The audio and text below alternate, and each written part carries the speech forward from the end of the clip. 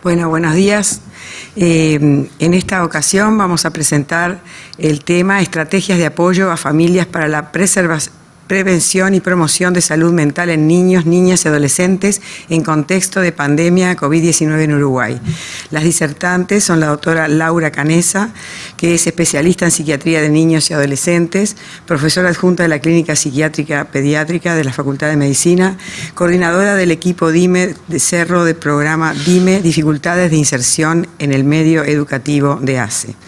Y la doctora Cecilia Amigo, que es especialista en psiquiatría pediátrica, asistente de Clínica de Psiquiatría Pediátrica de la Facultad de Medicina, psiquiatra del equipo DIME, Dificultades en la Inserción en el Medio Educativo, y psiquiatra de la Unidad Especializada en TEA de la Facultad de Medicina ACE. Adelante, doctora. Gracias. Bueno, muchas gracias. Buenos días. Es un gusto para nosotras poder compartir esta presentación en este congreso. Y bueno, se trata de poder compartir un poco de la experiencia que hemos tenido desde la Clínica de Psiquiatría Pediátrica y también como integrantes del equipo de dificultades en la inserción en el medio educativo de ACE, de poder traer y mostrarles algunas de las estrategias que fuimos implementando a lo largo del transcurso de la pandemia.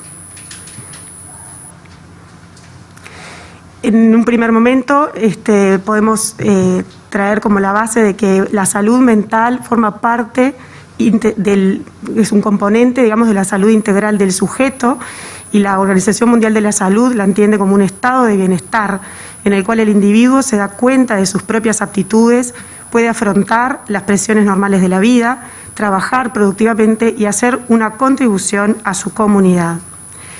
Dentro de lo que son las políticas de salud en los cuadernos de la Estrategia Nacional para la Infancia y la Adolescencia, la proyección de políticas para la infancia 2010-2030, se posicionan en que los principales problemas de salud de la población infantil y adolescente en nuestro país se ponen de manifiesto cada vez más en el crecimiento y el desarrollo, y donde la nutrición adecuada, los trastornos del aprendizaje y de la conducta, la transición hacia la vida adulta y la salud mental, el maltrato infantil y las adicciones, la salud sexual y reproductiva, son los tópicos en la calidad de vida de los niños y adolescentes en nuestro país.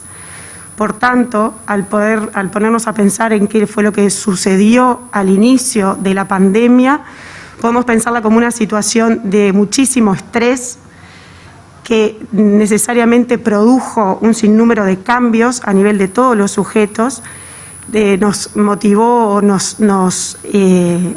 fue necesario el que nos encerráramos todos de alguna manera, que se suspendieran los tratamientos que muchos niños y adolescentes estaban recibiendo y que generaron una situación de gran incertidumbre para todos, que al día de hoy tenemos ciertas incertidumbres también.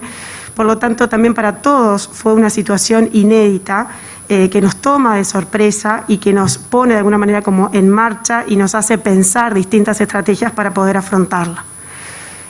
Compartimos algunos de los comentarios de los niños que nosotros atendemos. Estoy mal, extraño a mi escuela y mis amigos, me salvé de la clase, hoy no toca deberes, no me puedo dormir porque pienso cuándo me voy a morir. Te cuento un secreto, mis papás se van a separar cuando esto se acabe. Yo no quiero que se vaya el coronavirus. Quiero que se termine el coronavirus, pero que se termine oficialmente. Entonces, bueno, frente a esta situación de gran estrés, ¿no? Primero pensar, bueno, ¿qué es lo que genera el estrés en los individuos? Por un lado, se produce una respuesta del organismo frente a un daño que es real o percibido como tal. Y inicialmente y de forma aguda, las reacciones de estrés resultan protectoras, son protectoras para el individuo, para la especie. Pero una vez que el estrés se sostiene en el tiempo, ¿sí? Se prolonga y sobre todo es percibido como fuera de control, que es lo que nos sucedió en el inicio de la pandemia, puede resultar dañino y ser generador de patología. Hay algunos conceptos en realidad que tienen que ver con las situaciones que se producen, ¿no? En relación al contagio emocional, que hace referencia, los autores hacen referencia a cómo se propagan los estados afectivos y emocionales en el contacto con otras personas que están padeciendo determinado estado afectivo emocional.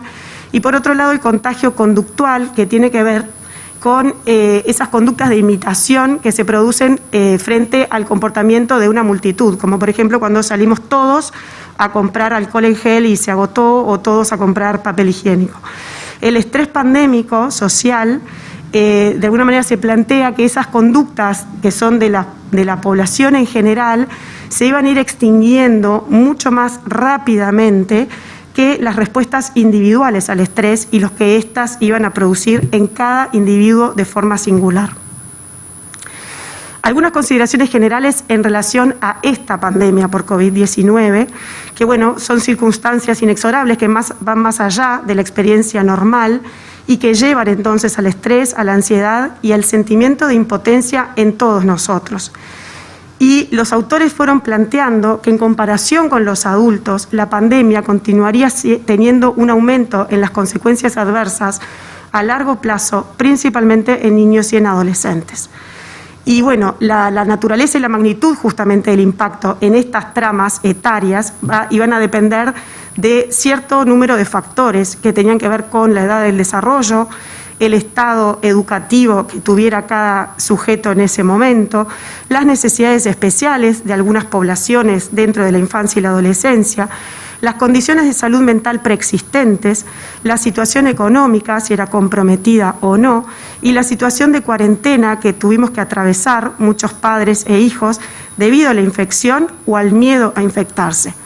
Y varios autores a lo largo del año 2020 fueron planteando que la morbilidad psiquiátrica, o sea, la patología mental, iba a tener su pico luego de las consecuencias en la salud física, y por lo pronto lo estamos observando.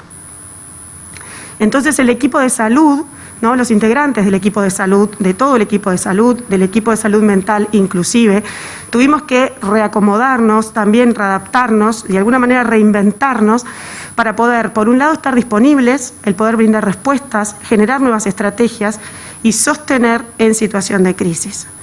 De alguna manera buscar el poder compensar el estrés, la situación de estrés, y sobre todo y principalmente el poder facilitar la resiliencia como aquella, digamos, como función o comportamiento que le permite al ser humano sobreponerse frente a una situación adversa e inclusive poder obtener buenos resultados o logros de ella. En esto que les queríamos plantear con la doctora Amigo, de bueno, cuáles fueron los distintos momentos y niveles de respuesta, nosotros pensábamos que los podíamos dividir en 3 momentos y niveles.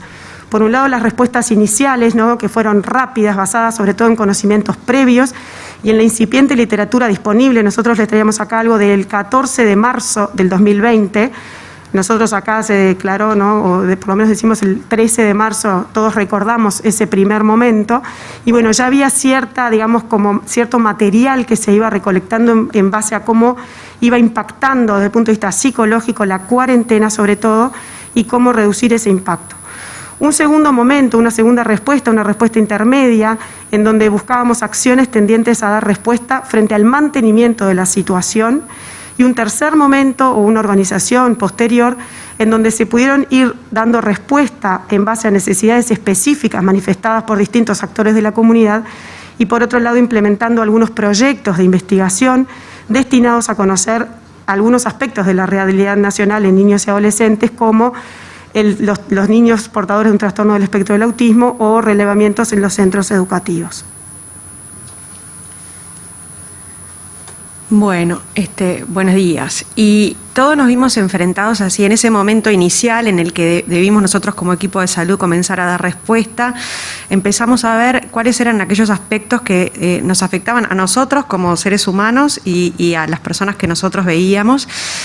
Y 2 aspectos centrales eran la multitarea, el que de golpe nos vimos enfrentados a trabajar en casa, a ser papás, mamás, maestros, y todo en un mismo lugar, a tener una agenda compleja y completa, a que nuestra rutina cambió por completo y a que la convivencia, que se intensificó mucho, estaba dada en este momento en una situación de muchísimo estrés. Entonces, en primera instancia, de manera rápida, generamos este material audiovisual que van a ver a continuación, que circuló también en formato PDF y en video. y que está destinado como a brindar calma, a estar disponible y a dar estrategias, ideas que pudieran disminuir las molestias afectivas o la situación de estrés a nivel de la familia.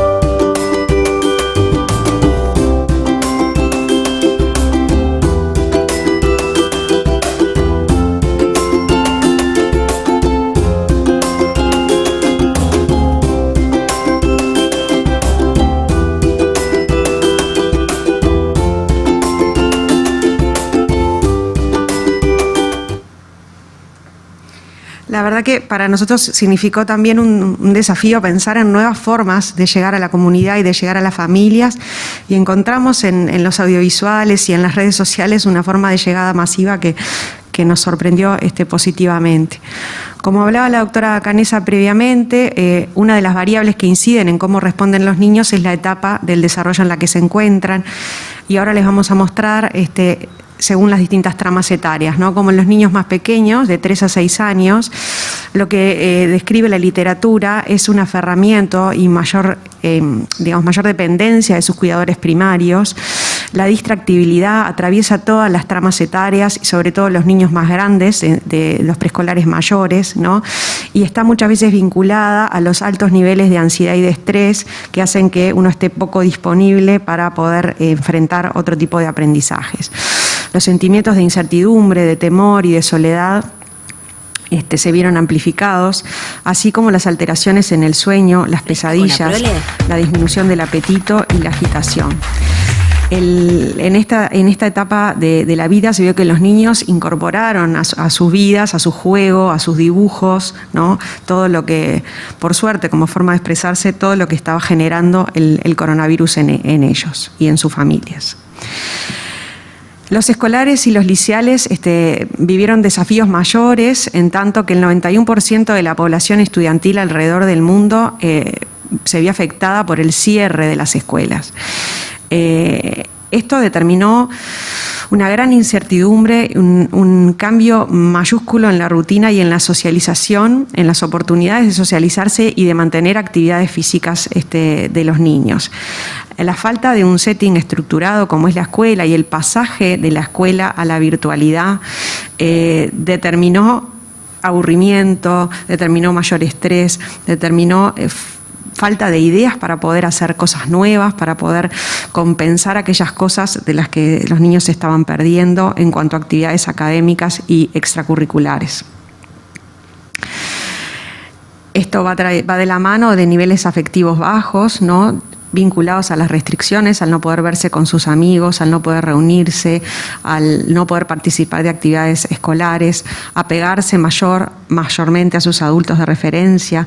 Y también lo que estamos viendo ahora es, en otro grupo, dificultad para retomar las clases, ¿no?, en el momento actual. Si bien ya se presumía anteriormente que esto era una posibilidad, hay un grupo de niños y adolescentes en los cuales el retorno les ha significado un nuevo desafío, ¿no?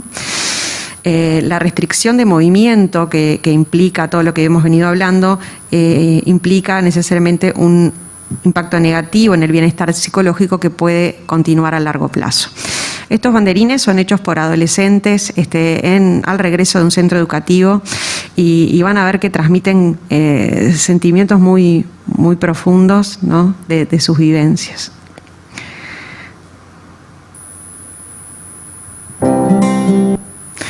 Este video que les vamos a mostrar ahora lo generamos con intención de poder dar una respuesta a lo que la mayoría de los padres vivíamos, nosotros como padres y los padres de nuestros pacientes, como una gran fuente de estrés, y los propios niños, que fue esto de que la escuela se trasladara a la casa, ¿no? Y cómo hacer para poder acompañar los aprendizajes y para poder aprender de una nueva manera, sin que eso significara una carga extra. Es un poquito largo, pero nos parece que vale la pena compartirlo porque tuvo un efecto muy, muy positivo, mayor al que esperábamos en realidad al momento de hacerlo, y esperemos que lo puedan disfrutar.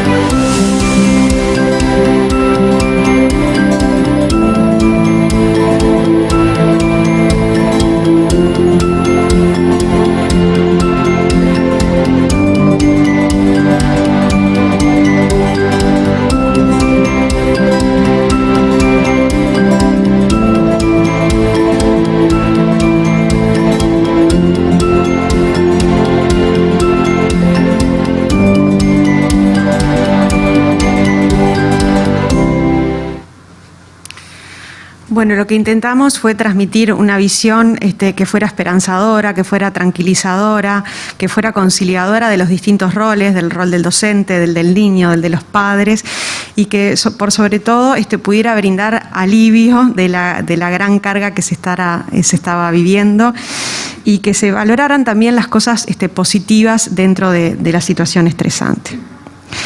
En esta misma línea se comenzaron a usar los dispositivos electrónicos para mantener talleres, ¿no? Siempre la idea fue como mantener la red aún en ausencia de la presencialidad, que fue algo lo que empezamos a tejer de a poco, paulatinamente, y cómo estar presentes aún sin estarlo físicamente, ¿no? O aún sin vernos presencialmente. Los talleres se hicieron mayormente a través de videollamada por la disponibilidad y el manejo de los usuarios con los cuales trabajamos, y fueron dirigidos a acompañar, sobre todo en estas etapas, tanto a niños como a referentes y miembros de los equipos docentes. En este mismo sentido, se hicieron varios talleres con las escuelas de las zonas en las que trabajamos, y buscando fortalecer a los docentes, quienes estaban enfrentados también a una alta carga de estrés, y buscando estrategias novedosas para enfrentarse a esta situación y acompañar a sus alumnos. Como les decía anteriormente, vimos en los audiovisuales un gran potencial para estar presentes, y utilizamos este medio a través de canales de YouTube con distintas funciones. Hicimos una serie de ideas de videos que en realidad busca promover distintas habilidades del desarrollo a través del juego, y llegaba un momento en el que todos nos quedábamos un poco sin ideas, sin cosas para hacer, y queríamos como estar ahí y brindar cosas positivas, y como volver al juego creativo y disfrutable. También en cuanto a lo que tiene que ver con prevención de accidentes, a apoyar la convivencia durante la pandemia. No olvidemos que además los settings, los entornos, los hogares en los que se da la convivencia son muy diversos, y no en todas puede ser disfrutable estar juntos todo el tiempo. Acompañar, como vimos, las respuestas emocionales y, bueno, las propuestas recreativas. En el grupo de los adolescentes se generaron otros tipos de impacto, ¿no? Los adolescentes tienen como grupo central de referencia a sus pares, con los cuales su relacionamiento se vio muy disminuido, también de forma abrupta. Y estos cambios en la rutina, además de afectar el sueño, la alimentación, favorecieron en muchos adolescentes el encierro, ¿no? Es un repliegue que vimos en muchos integrantes de esta franja etaria, y el quedarse en el dormitorio para todo, ¿no? Para las actividades académicas, para comer, para socializarse. En otro grupo se vio una pérdida importante del interés por el relacionamiento y de realizar actividades que previamente les significaban disfrute, ¿no? Como deportes, música, dibujo. Y también lo que sucede es que ante tanta incertidumbre y ante tantos cambios, se produce una imposibilidad de pensar a futuro, de proyectarse, de saber qué es lo que puedo pensar, porque no sé qué es lo que va a pasar. Entonces, no se podían planificar actividades que en esta franja etaria y para todos son muy importantes, ¿no? Como salidas, graduaciones, fiestas de 15, momentos que son hitos también en la vida de un individuo, ¿no?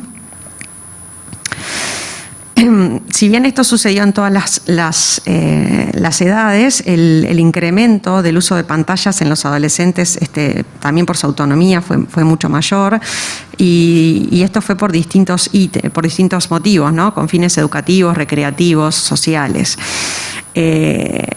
En general se vieron expuestos a una gran carga, sobre todo a medida que se fue como organizando la propuesta educativa, a una gran carga de actividades académicas por esta vía también, ¿no? En muchos casos similares a las de la presencialidad, los cuales motivó que estuvieran hiperconectados y quizá con menor disponibilidad o menor motivación para los aprendizajes. Tenemos siempre que recordar que la pérdida del vínculo con el contexto educativo no se puede mantener igual el contacto en todos, no para todos los niveles, en todos los niveles socioeconómicos, porque muchas familias quedaron desconectadas por no contar con conectividad que les pudiera digamos, facilitar la conexión, sobre todo en los medios más desfavorecidos. En este sentido, el grupo de psiquiatría pediátrica en comunidad, que lidera la docente de doctora Canesa, junto con los residentes de cuarto año, crearon una página de Facebook buscando generar acciones que promovieran y previnieran patología mental. Se hicieron una serie en la página se publicaban, bueno, además de material audiovisual no solo propio, sino también que entendíamos que podía ser de relevancia generado por otros autores. Y después de elegir una serie de temáticas que veían que eran las que más preocupaban tanto a los técnicos como a las familias, se generaron una serie de afiches tendientes a brindar información sobre cómo prevenir las dificultades en estas áreas. Se difundieron tanto a través de medios digitales, redes sociales, como en distintos centros de salud, ¿tá? En lo referente al sueño, a la ansiedad y el miedo, a cómo hacer que las pantallas sean aliadas y evitar el mal uso de los dispositivos, y una línea especial, digamos, a los adolescentes y todas las conductas que pueden afectar esta franja etaria en relación a la depresión, las conductas autolesivas y los cambios por el distanciamiento social. Por otro lado, tener en cuenta también que hay, como decíamos primeramente, hay algunos niños con condiciones en su salud mental ya preexistentes, y esos niños con necesidades especiales, como los niños portadores de un trastorno del espectro del autismo, TDAH, dificultades de aprendizaje u otros trastornos del desarrollo, tienen mayores desafíos durante la pandemia y el cierre de la emergencia. Tienen dificultad para tolerar la incertidumbre, y la sintomatología muchas veces se vio agravada. Por eso también se generaron algunos materiales en relación a estos grupos. Y por otro lado, el impacto que genera el confinamiento o todas las restricciones, como decía el doctor Amigo, en aquellos niños y adolescentes que viven en situaciones menos favorecidas, en donde la inequidad aumenta el riesgo y las amenazas a la salud mental, el hogar que debe constituirse en una fuente de seguridad y protección, en algunos medios desfavorecidos puede no serlo, no constituirse, y una de las problemáticas más severas y dificultades es que no existieron algunas barreras que permiten generar mayor protección de algunos niños y adolescentes que viven en situaciones de malos tratos, en situaciones de abuso, en situaciones de explotación, y eso es una de las mayores preocupaciones. Y por otro lado, otro grupo de niños que estaban de alguna manera también impactados y que vemos al día de hoy por todo lo que fue la repercusión de la propia pandemia, o sea, de la propia enfermedad en sus familiares, teniendo que hacer el distanciamiento dentro de los propios hogares o haciendo malabares para poder hacerlo, y eso, la posibilidad de llevar a sentimientos de tristeza, de ansiedad, del miedo a la propia muerte, el miedo a la muerte de sus padres o el miedo a estar solos en un hospital. Como decía la doctora Amigo, el confinamiento puede permitir un uso inadecuado de las redes, y eso puede llevar a una mayor vulnerabilidad a los niños y adolescentes de ser hostigados o abusados. Y por otro lado, esto que decíamos de la posibilidad de que algunos servicios se vieran en restricción, y eso ponía a los niños en una posición de mayor vulnerabilidad, en donde no era tan fácil denunciar o dar cuenta de situaciones de violencia, de abuso u otro tipo de daños. Esto no lo voy a explicar ahora, pero fue el flujograma de cómo fuimos generando respuestas frente a las distintas demandas. En la clínica se fue generando todo un dispositivo a través primero del abordaje en comunidad, pero que a medida que aumentaba la complejidad de la demanda o de la situación, se iba haciendo la derivación a las distintas unidades que tenemos dentro de la clínica que atienden las distintas situaciones o patologías particulares. Por otro lado, como decíamos, también en este último nivel de respuesta, el último tiempo, que permite también participar, por ejemplo, de un estudio colaborativo, como es la Red Real, en donde hay 8 países de Latinoamérica involucrados, y se fue viendo a través de una encuesta telefónica, online, cuál ha sido la repercusión de esta población en particular. Para ir redondeando, queríamos como traerles que los problemas de salud mental en la infancia y adolescencia no surgen con la pandemia, pero sin lugar a dudas la pandemia los incrementó y agravó. Ya hay algunos metanálisis en los que se van dando cuenta, este es de agosto de este año, cómo existe un aumento de la sintomatología, por ejemplo, en relación a la ansiedad y la depresión, que de alguna manera pueden llegar hasta el doble de las estimaciones prepandémicas, y por eso, como decíamos hoy, es importante que estemos atentos a la salud mental. Ya se habla también de lo que es el letargo pandémico, el alejamiento afectivo, los sentimientos de vacío e incertidumbres, porque de alguna manera, y eso nosotros lo constatamos en la clínica, no preveíamos que en este 2021 se volviera a repetir de alguna manera la situación, por ejemplo, del encierro. Nosotros en este momento estamos atendiendo niños que no quieren volver a la escuela, y eso es una situación de gravedad. Por tanto, es importante poder planificar estrategias para mejorar y garantizar el acceso de los niños, niñas y adolescentes a los servicios especializados de salud mental, pero también entendiendo que el abordaje de la salud mental es tarea de todos, la promoción de la salud mental como parte integral de la salud integral es tarea de todos. En nuestro país, comentar que existe desde el año 2017 la Ley de Salud Mental, que de alguna manera permite o puede ofrecernos una buena oportunidad, hay un cambio de paradigma en relación a la atención en salud mental, haciendo foco especial en lo que es la promoción, la prevención, la detección precoz, la atención y la rehabilitación. Para esto, por supuesto, desafíos muchos. Por un lado, acordar sobre los modelos a desarrollar, basados en la comunidad, con apoyos efectivos a las familias. Por otro lado, los proyectos compartidos en la interfaz o la intersección salud-educación, necesariamente la intersectorialidad y la interdisciplinariedad, el trabajo en equipo, en territorio y con otros niveles, los criterios de menor a mayor complejidad para resolver problemas y, por supuesto, el presupuesto. Esto nos permite reconocer que el cuidado y la atención a la salud mental en la infancia hoy en día es una emergencia que se agrava en el nuevo escenario de la pandemia. Muchas gracias.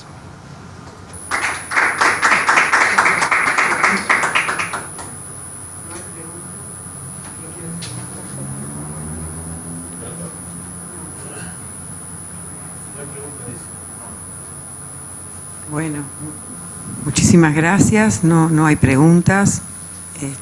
Les agradecemos nuevamente. Excelente la presentación. Bueno, muchas gracias.